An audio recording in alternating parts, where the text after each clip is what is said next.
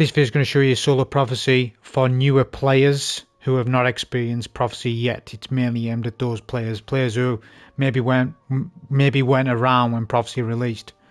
Well, with Rite of the 9, we've got the Explorer mode of Prophecy, so this is a solo on the easiest difficulty for people to learn the dungeon, to ultimately that they can then try Eternity and then Ultimatum.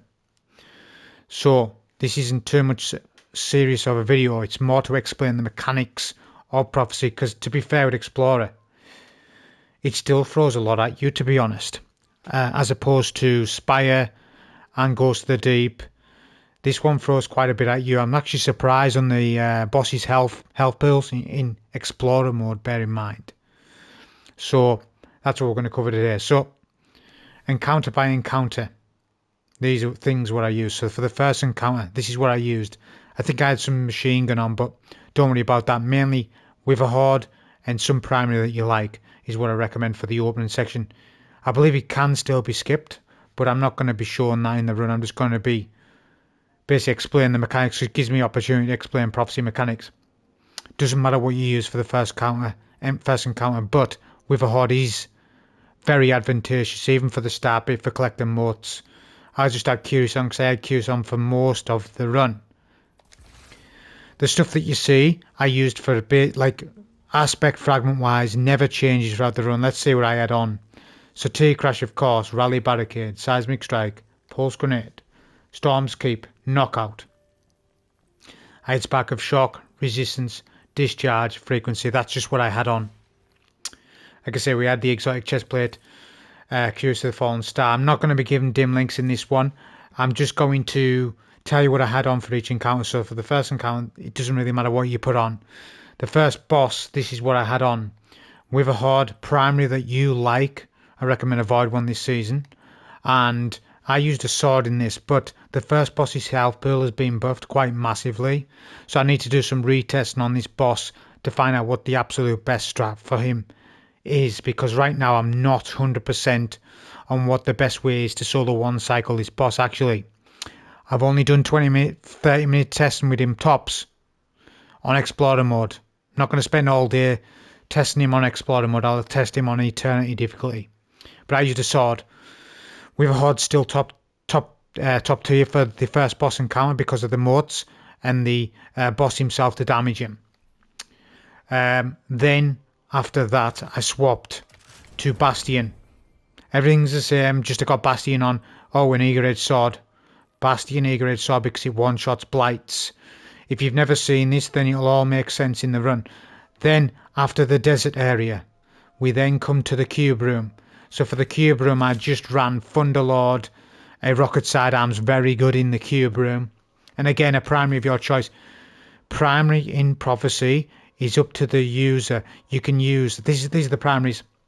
Good Order Rifle, good Pulse Rifle, good SMG. Or good Hand Cannon. Hand Cannon is really good. So it's really up to you. On higher difficulties, the choice of primary will be much more important, and maybe double specials might come into play quite a lot more there, but I'm just saying that the loadout's going to adjust when you go to Eternity and Ultimatum. But that's just what I ran. That's for Cube Room. Then we go back to Eager Edging because we've got the a big Traversal section. Then it's the final boss. Then for the final boss, this is what I ran. With a horde, Edge Transit, or loading, bait and switch. Again, this is up to, needs more testing, damage-wise, because I want to test this versus Particle Reconstruction with Linear. Yeah, like Queen Breaker or Bait and Switch Linears and stuff, to compare the damage to Bait and Switch Heavy GL. I want to compare, and I haven't got chance to do that yet, because it's more important to get the video out first. Then I can test more DPS strategies for Eternity mode, you see. For Explorer mode, the stakes are really low, so it's not as important. But I do recommend with a horde, if you have not got with a horde, this is the time to buy it from the kiosk. If there's ever been a day to buy it, it's today. With a horde is unbelievably good for Prophecy, just overall, and always has been. Using the same thing, Curious of the Fallen Star, T-Crash, all the rest of it. This time I will surge switch though. And again, I'll end up switching surges. I just had a Void Weapon Surge and 2 Kinetic Weapon Surges. But like I say, it's not critical because the solo 1 cycle is quite tight for players anyways. So it's going to be a solo 2 cycle. And you can solo 2 cycle with no surges. So no surges are required for this run. Yeah, I'm just saying that. But I ran it just for some tests. But that's ultimately what I ran for the final boss. So that's all my loadouts on with the run itself. Okay, so let's take it from the top. Let's assume the player that's watching doesn't understand anything about Prophecy. You have a bunch of knights that spawn in, a couple of scions that will chase you. Thrall. Take them Thrall. For every knight that you kill, you get motes. This dungeon is light and dark themed. Depending on where you kill a knight, you will get dark or light motes. If you look closely at the screen, you will see white and dark tinges. If you stand in a light zone, if you kill a knight in that zone where your screen has a white tinge, you get white motes. So see here, I've done that with the white knight. Weaverhoard's really good because you stick a knight, you run to the light zone, boom, you get the motes that you want because it's not based on the damage you did at the time, it's where you stand on kill. That's why Weaverhoard has always been... In actual fact, Weaverhoard came out with this dungeon and Weaverhoard was designed for this dungeon technically. Yeah? And that's what you do. Now you do this twice. You've got 5 dark motes, 5 light motes. Now in this next room it's a little bit more difficult for the dark motes. So this is what you do, look. Weaverhoard, stand in the dark, left and right, 2 knights, 10 motes each, 5 motes each. Sorry, you need 5 motes to then get the big dunk. But look, sometimes they bug out the motes. If they bug out and you need 1 more, go and kill another knight, they respawn. So I'll do the same thing. That's exactly what I'm doing. I'm actually just farming some armor charges in advance, but you don't need to do that. I was just doing that on this particular run, but via orbs of power and stuff. But again, you don't need to. Don't worry about that. Concern yourself with that. Just focus the mechanic. Kill knight in a designated area, light or dark. Yeah. In this second room, I like to do light last and dark first. I've always done it that way. But that mechanic that you've just had an explanation for, there are nuances to it because each room is different. So knowing the environment that you're playing in makes it easier for you to do the dark and light mechanic. So it's simple, but it's also not quite simple if you're new to this at the final boss especially, and cube room. If it's first time you're playing now, you're going to be dying loads, 100%. Anyways, let's get on to the first boss fight. So I'm using Fallen Guillotine, Weaverhoard and Arc Titan just to keep the spirit of the run. The spirit of the run is entirely Arc Titan. I was gonna go on Prismatic Titan, but I figured it wasn't worth it to do it because the rest of the run was Arc. So why should I ask a player to then go on Prismatic? You know, I think that's messing new players about too much. So I'll just stick to Arc. It is not a solo 1 cycle because this boss has been buffed.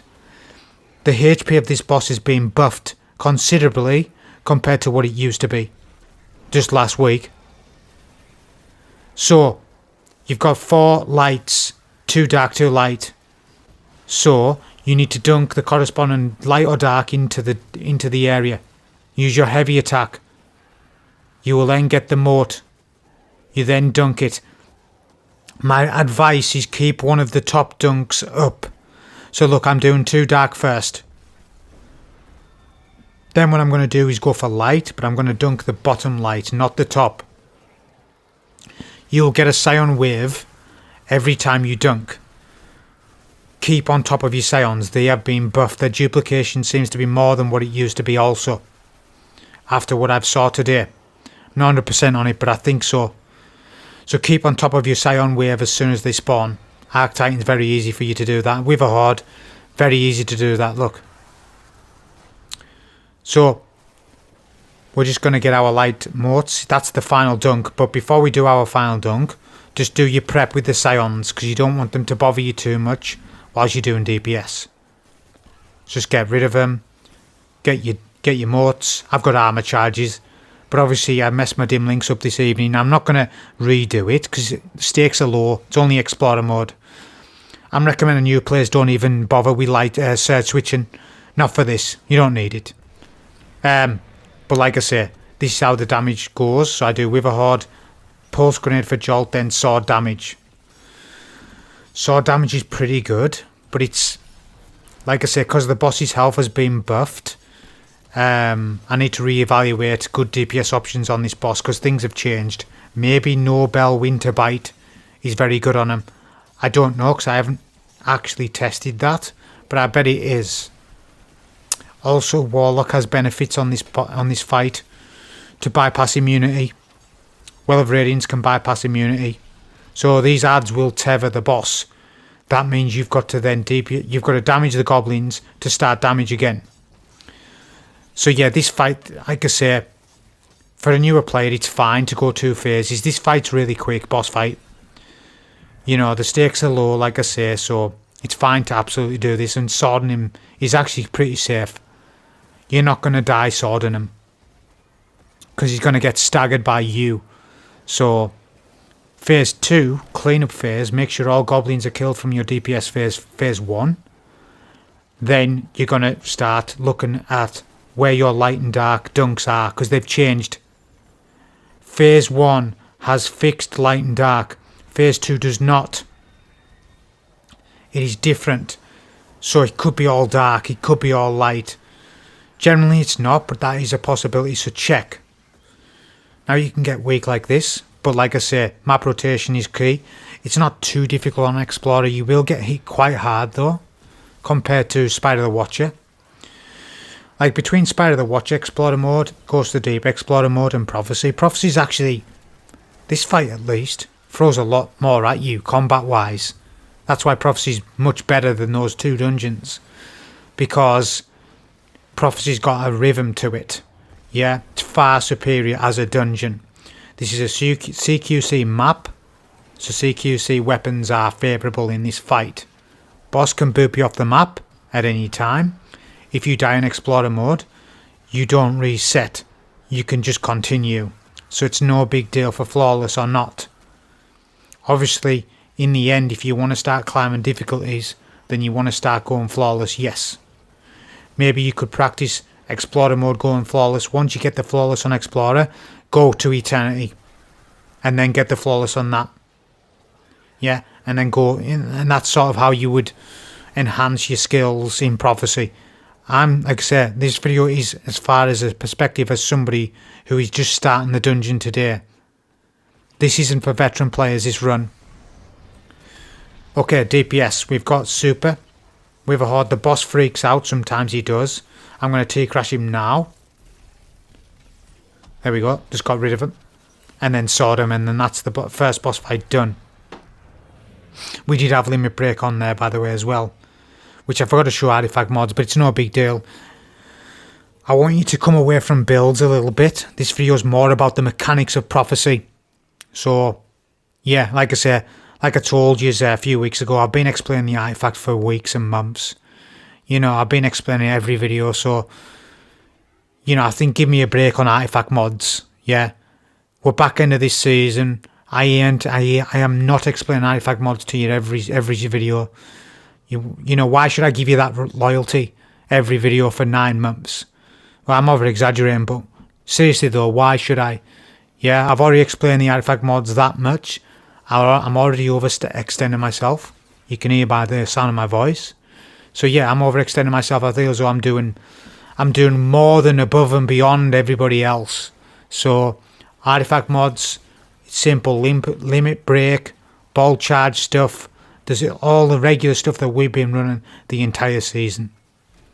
Okay, the desert area. The desert area, here's a secret chest. I'll show you that first. Well, I did just do one mechanic, so it's Blights.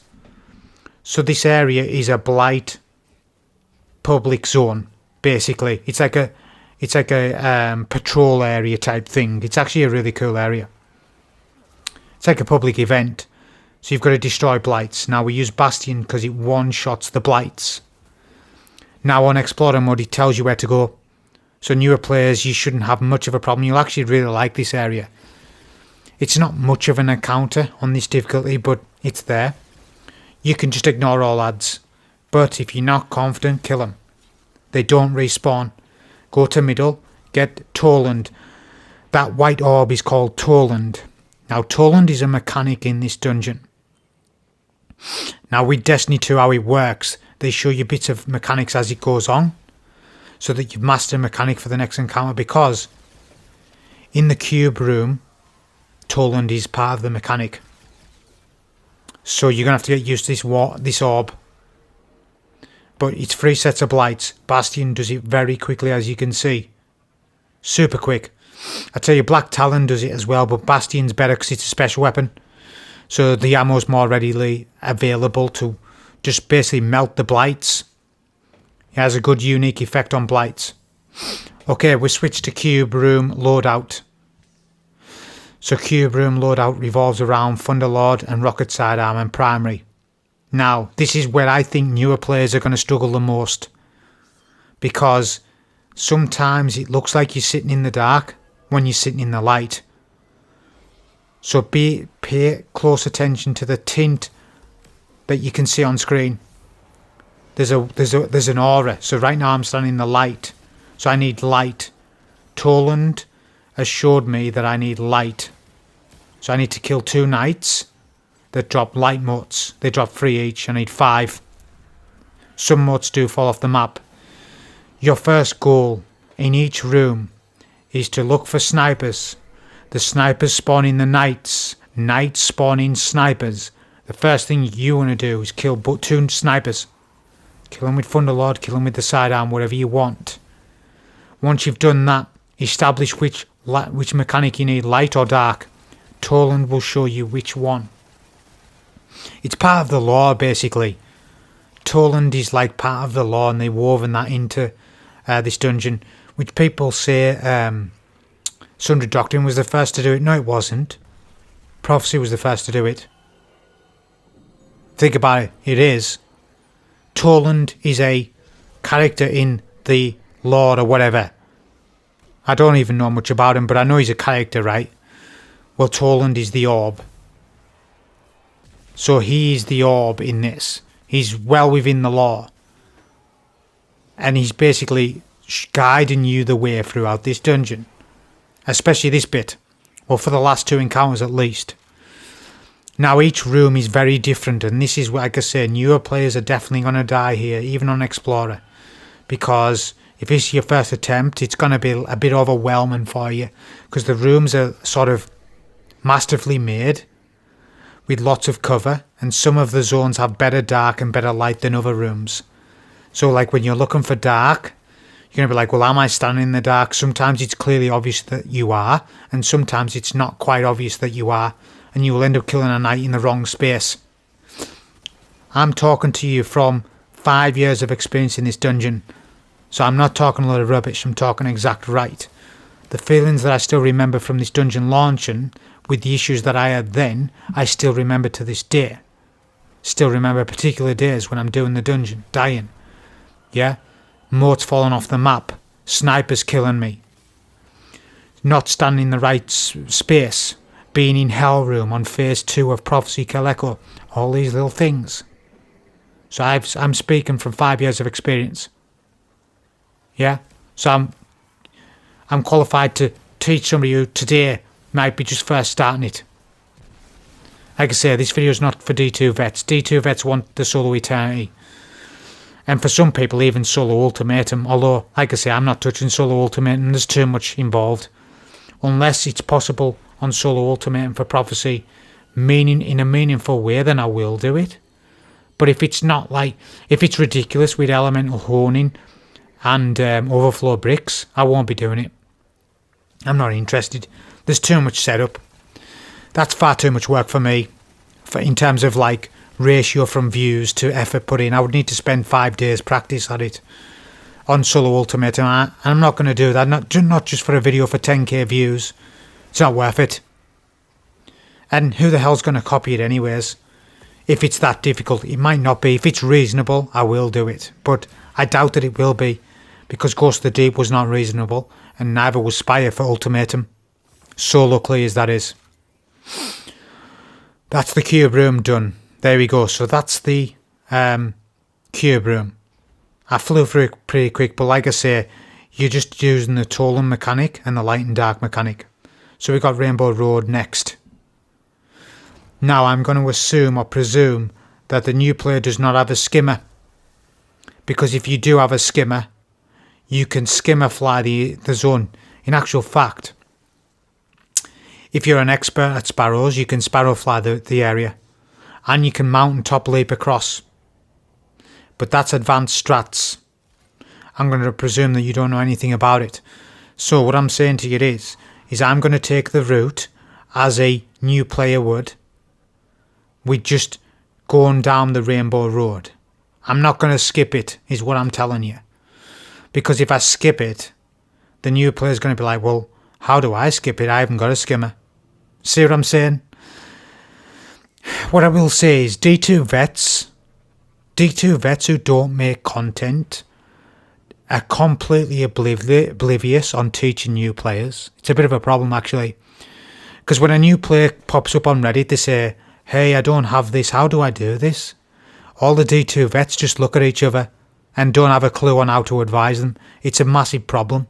That is one reason right there why new players don't stick around. Yeah, we talk about new players and about them not sticking around. Well, that's because we have some D2 vets that are toxic. It is really as simple as that. You know, they want to flex on the new player.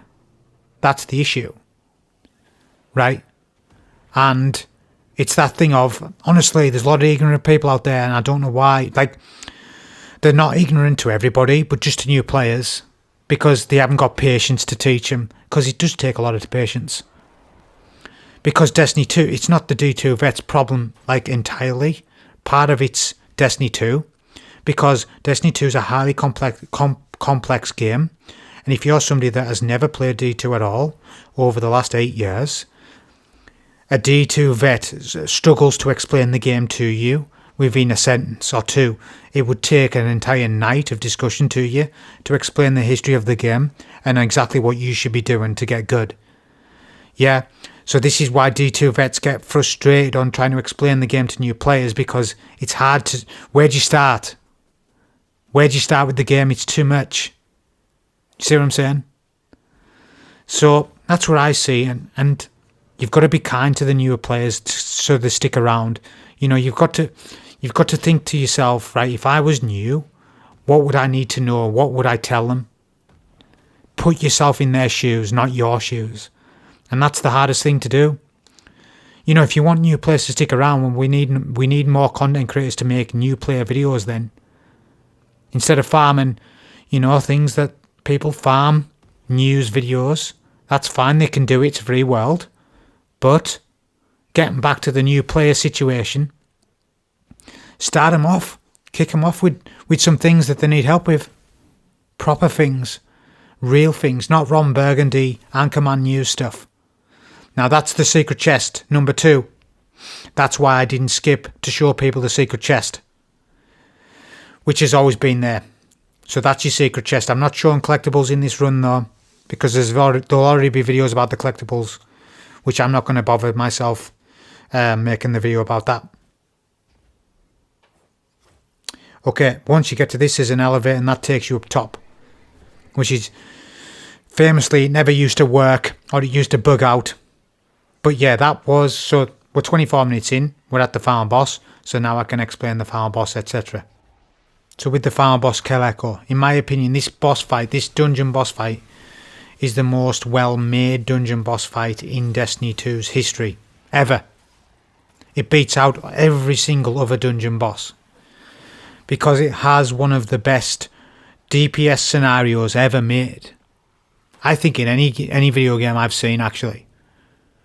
I think I would go as far to say as this has the best DPS segment ever, solo-wise at least. Team-wise, maybe not, because you can melt them. But solo-wise, no. I think it's the best ever made because of its movement and because of how well designed it is. Yep, better than Vesper's Host, better than Ghost of the Deep, better than all of those. But getting to the mechanics, you will see 3 Kelekos. And they have a dark and light, okay, at each corner. Now those Kelekos will still shoot you, so you need to be quick on getting a dunk, because that room can get out of hand. And when you do that, a kill echo will transport into an ogre. Kill your ogres. Now I'm using armor charges. I can say you don't have to, but I'm using heavy-handed, kinetic knife and stuff like that. So I get a longer duration on elemental surge for the boss window, because it's nearly a minute. So you can see the room split half and half, light and dark. Now there are more than one room, so if you don't one phase the boss, you will see a room you might not have seen before. That's why this boss fight is so well designed on every level. You would think as well it would get boring because it's got the gambit mechanic, but it doesn't, because they've woven dark and light into it. So it just ends up working for this dungeon. And people hate gambit, I know, but it doesn't matter because you're not banking the moats in the same sense. And the rooms are dark and light woven into it, so it's really interesting. So we'll do a surge switch here.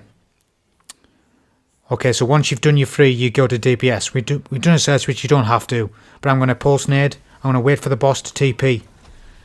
The teleport shield. Then I T-crash. Jump back to the next portal. Okay, this is going to be hard for me to explain, but do with a horde, bait and switch, damage rotation, all linear, up to you what you're choosing. Then, after that damage rotation, do another with a horde stick and start pushing up. You will get a dark entropy debuff, and if you stand out of the circle, it will kill you. You get stacks. However, if you do my strategy, it never becomes a problem, because I've used this strategy for years. So you keep sticking the boss and you play ahead of the game. Now is my second wave of damage. This is my proper damage here. So we do a bait and switch rotation again. We edge transit. Look at damage. Boss TPs. He has a pattern. A rhythm, by the way. Then we push up because there's 2 snipers. So this is how I do it. I've always done it like this. Obviously I will be experimenting with more better damage options on the higher difficulties, but for now we'll just go with this. Then with a horde, I'm going to get a barricade down after the TP. If he TPs you, you've lost all damage. So you need to analyse this boss pattern's AI. Look, we've got a T-crash back. So you double T-crash like this, which is pretty nice. We don't solo 1 cycle, which I was surprised. I thought on Explorer mode we would have been that it would have been a very easy solo 1 cycle, and it probably is with the right setup. But I was like, damn. I've went in with edge transit, bait and switch, with a horde, which is king, and double T-crash with limit break. And on Explorer, not solo 1 cycle, and that's interesting. Because the boss only has more HP on Eternity and Ultimatum. So that's very interesting to me. So anyways, phase 2, look at this room.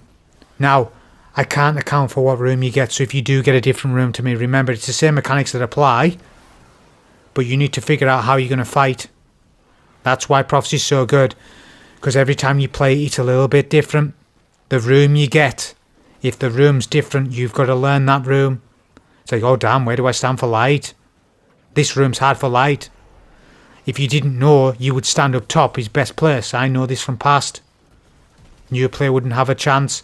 They would have had to work that out themselves. See what I'm saying though? That's why. There's so many reasons, as I say, why Prophecy are just... It's got a replayability factor that no other dungeons have. Maybe Warlord's Ruin has it a little bit. The replayability factor's good for Warlord's Ruin. But Vesper's Host hasn't got a good replayability factor. Prophecy has. Because Vesper's Host is too mechanic based and it's too strict. Whereas Prophecy is mechanic based, but it's got nuance to it. And every time you play it could be a different room. The cube room could be different. So there's a lot of different combat scenarios that happen, and that is exactly why this is the best dungeon in the game. For those reasons I've stated. And there's many, many, many more reasons because of it. You know, back in the day this was a challenging solo, make no mistake, for people. I solo flawless this week 1. And it's the best solo flawless chase that I've ever had in this game, by the way. That's dating back to Shattered Throne.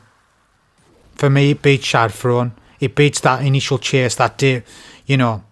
etc, etc. So yeah, it was a crazy solo flawless week. People were chasing for it. Only about 15 people done it week one. There wasn't many. Like in the first 3-4 days on YouTube. That's what I'm on about exactly. There'd have been more than that, but anyways, I finished the boss off with T-Crash, with a Horde, Edge Transit. But that was a solo for Prophecy for new player video. Like I say, analyse the footage because this is going to take more from you than the other dungeons if you're new to this. That was a video on this. Hope you enjoy. Thank you.